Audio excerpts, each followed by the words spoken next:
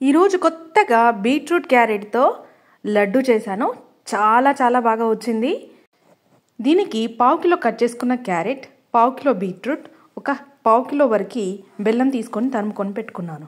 మిక్సీలో carrot beetroot వేసి కచ్చాపచ్చగా grind చేసుకొని పెట్టుకున్నాను. ఒక కడాయి తీసుకొని అందులో 3 స్పూన్ల వరకు నెయ్యి తీసుకున్నాను.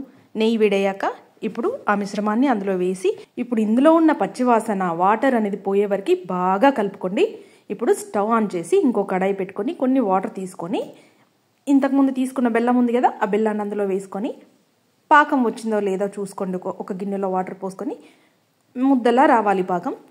సో ఇప్పుడు నాకైతే క్వాంటిటీ ఎక్కువ వచ్చింది. ఒక 100 గ్రామ్స్ వరకు బెల్లం తీసుకోండి, సరిపోతుంది. ఇప్పుడు దీన్ని కలుపుకున్నాను. ఇందులో కొంచెం కుడకపొడి యాడ్ చేసుకున్నాను. ఒక 4 ఇలాచి కచాపచా దంచి పెట్టుకొని అందులో వేసుకున్నాను. ఇప్పుడు ఉండలా చేసుకుంటున్నాను. చేతికి నెయ్యి అప్లై చేసుకొని దానిపైన కాజు బాదంతో సెట్ చేసుకున్నాను. ఆహా, పిల్లలు ఎంతో ఇష్టంగా తింటారు.